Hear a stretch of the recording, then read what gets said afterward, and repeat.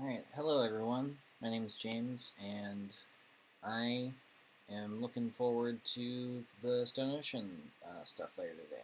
So, I've been kind of sitting here and kind of bored. It's my day off. I don't know what to really do, so I ended up just kind of thumbing through just the first couple chapters, and I wanted to do something a little obsessive and silly, but I wanted to go through some of the little details about the art of Stone Ocean that I feel hasn't really been talked about, and maybe just me kind of being obsessive about it, honestly. But I part six is my favorite JoJo part, and I'm really looking forward to seeing it animated. And so I wanted to point out some stuff that I had noticed about just how good this first chapter of Stone Ocean is. So I'm only going to do the first chapter because it's already kind of long. It's the Stone Ocean's first chapter is actually 2 chapters long. So we'll jump right into it. So this first page, this is the original color that was originally published in. I love the composition of this particular first picture. So you have the text up here at the top, so it's going to be the first thing you see, and then the lines of the rain are going down, so you see Jolene. But and it's also being done with all the trees and the sound effects and stuff like that. Like everything is like drawing your eye this way, and then the sound effects are going down to this guy. Um, and this is the part I really like is that his twisted body, his leg is going up like this, where it's going. You can see his foot has been twisted and is now facing the other direction. Actually, can you see my? I don't actually know if you can see my. I'm pointing with my mouse. I guess you can't see that. All right. So you can see his leg there is pointing back up, and then follows the lines of uh, the skid marks on the ground back up to the car. So it's kind of telling this story already, and you're not ready. Like, for first page, you've already had this like full vignette of this event that's happened. Is that it's raining? It's some kind of tropical setting because of these palm trees or something like that. Um, it's got some weird kind of colors going on here, so it kind of throws you off kilter. But that's JoJo, so that's what it's supposed to do.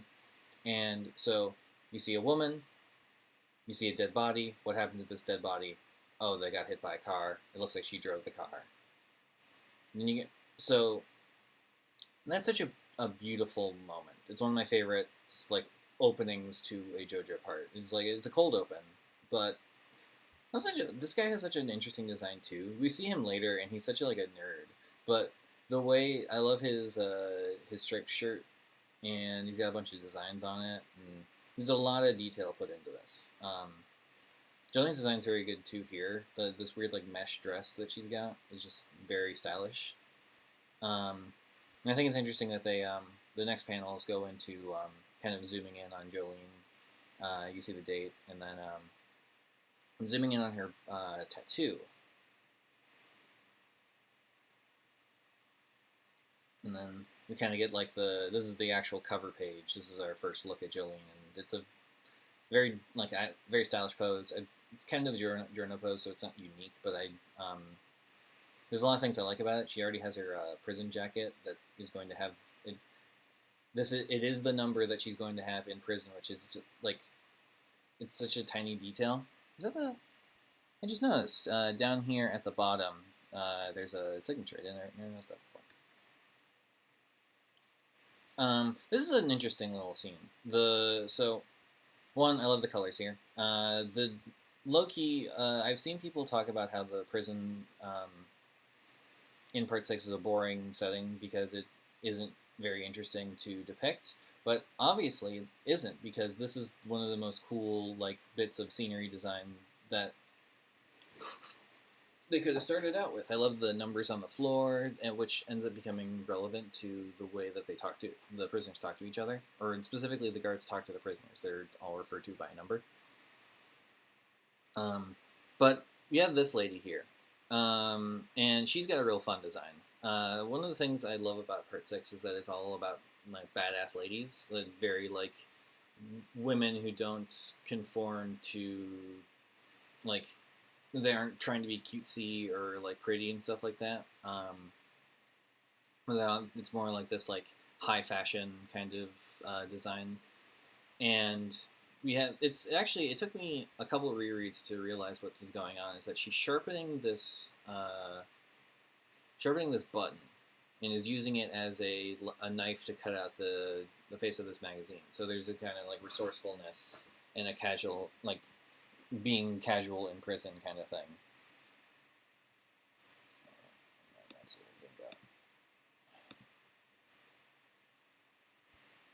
What's going on with these two back here? Because this is Hermes, and I love her. And it's interesting that Hermes is the first is besides Jolene, Hermes is the first person who like has a speaking role. The I like Hermes a lot. She's one of my favorite characters. But also, this is just a fun panel. Up the first panel up here at the top, where you see the woman, Hermes, and they're both kind of looking out and seeing the sound effect of Jolene banging her head against the bed.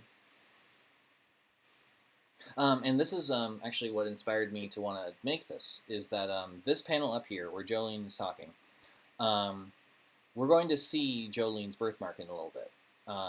But they're kind of underplaying it in a very funny way, where they've stuck, it's all over for me, I'm done for, the this speech bubble is covering up her birthmark. So to kind of toyly like, oh, is she the Jojo? I don't know. And that seems to kind of be the first thing, is that so we're introduced to her as Jolene down here, and then yeah, this is the masturbating scene. That's funny. I wonder what the hell is the relationship between these two ladies. Like they kind of look like Foo Fighters, which is kind of funny.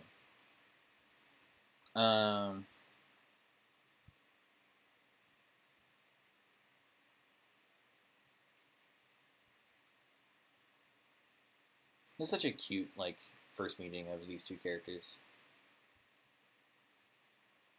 I also really like how Hermes is having fun and is relating to Jolene, and then Mean Lady from the first page is just making fun of her, and then Hermes immediately goes to defend her, and then they start making bets because they're ridiculous, and I love them.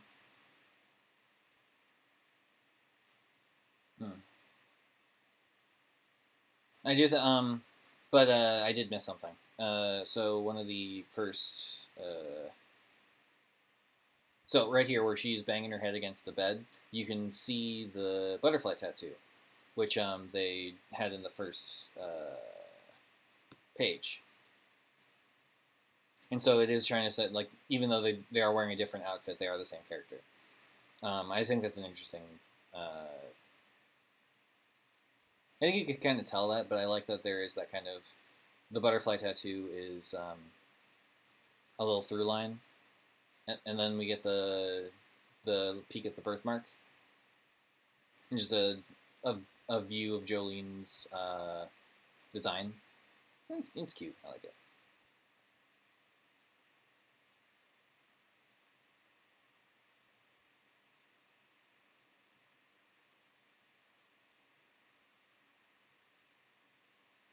I love the difference in Jolene's personality given the situation. So we have a very funny scene where Jolene is kind of ditzy and stupid, but then when she's talking to her lawyer, she's got like this power pose going on where she just doesn't give a fuck, and it's just leaning on the chair, and she's all mad.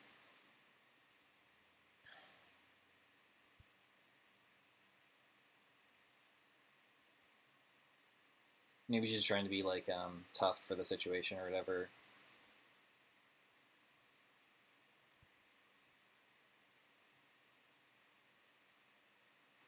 And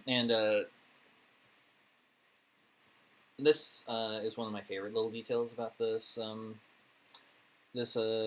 first part, is that so Jolene pricks her finger here, and there's this dramatic. I love this picture where Jolene is like the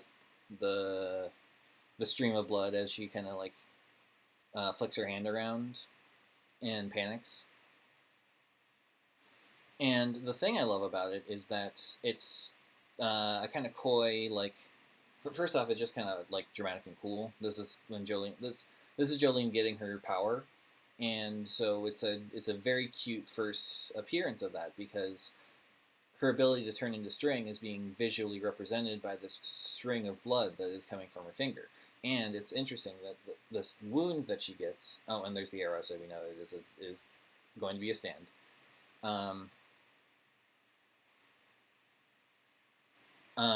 But this wound that she has in her finger is where that string is going to first come out, and so it's interesting. And I think I feel like that it is very intentional the kinds of camera angles they chose for what details are showing up on Jolene. Because I mentioned a bit about the butterfly tattoo before, but in this particular panel, we're getting a lot more of her birthmark. So it's not present on this bottom panel, and on this side, like all this stuff about her being so.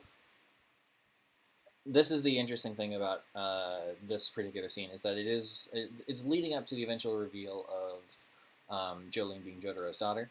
And it's calling into and the way things that the lawyer is saying are calling into like question of Jolene's family history, and the amulet being one of them. And then when she gets stabbed, she opens up the amulet to confirm that, or like first she gets mad about it, but open to confirm that it is Jotaro. It's such a great moment. I love and I think that they're doing this intentionally, where we're seeing the side of her that has the birthmark on it. Here in this middle panel, where the birthmark is being shown as to, again, individual proof that she is a Jojo and that she has this connection to Jotaro. And also, she doesn't like him. I think that's such a cool detail. And then we get her name, Jolene Cujo, at the very end here. Then we have this very fun scene of Jolene riding to the prison. This is all basically explaining what Jolene's power will be, while also introducing the kind of the tone of this prison setting. So Jolene can hear what's going on in the. She can hear people far away, and she doesn't understand how she's able to do that.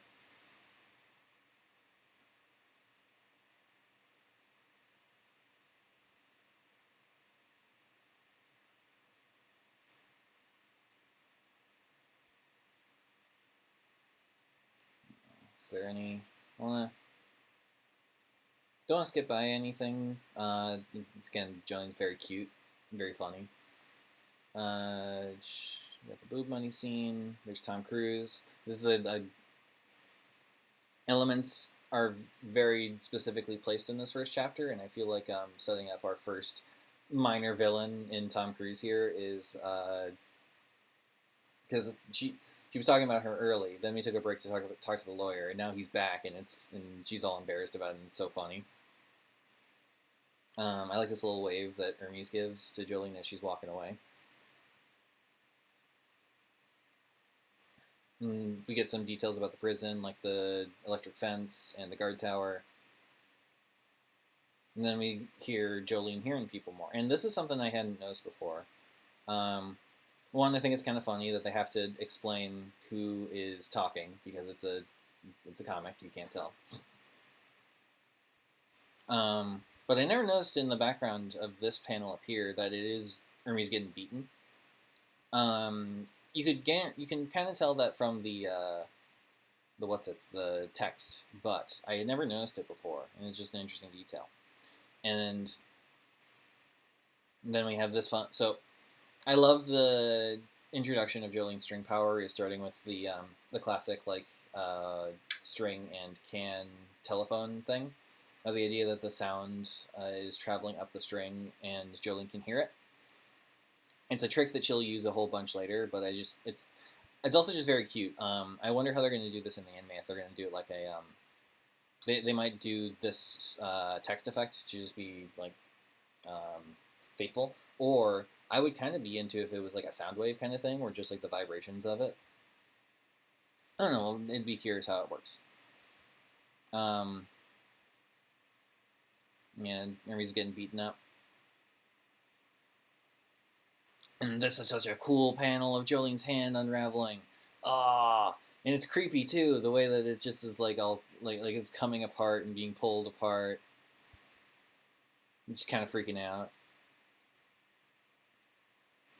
Now, like there's a contrast here in the dialogue here, where Jolene is verbally freaking out, but she is in her head calm and collected, which is very funny.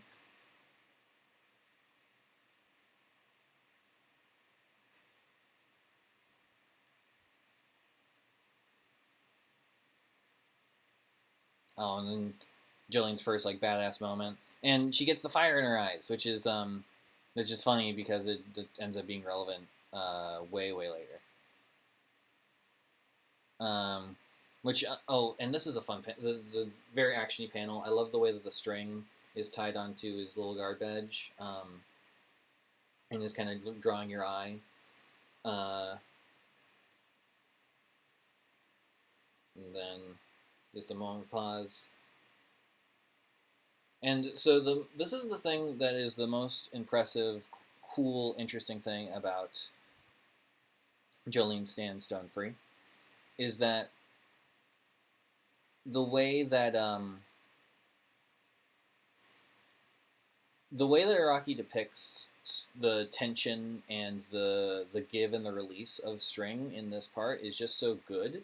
Like it matches so well, and I love it so very much. And the way that it's just this moment where the string has stopped the club, and then has sliced off this guy's ear. And each of these panels is so good, where like it has like a vroom, like sound effect to it, and then just the slow of the blood dripping down the string, and he looks over and he sees his ear flop against the wall. Oh, it's so good. Take that, Tom Cruise. And then Jolene is just back to normal and is confused, but she got the money. And it's ending with this question of, well, what has her dad passed on to her, which is such a like, it's a good double meaning because it's like that's the point of Part 6 is the legacy aspect of it. Oh, it's so good. Everything about Part 6 is so good. Oh, thank you very much. I appreciate you coming along with just this ridiculously gushy like overview of some of my favorite moments from the first chapter of Part 6. I really appreciate it, and I'm really excited for what we're gonna see tonight. So everyone have fun.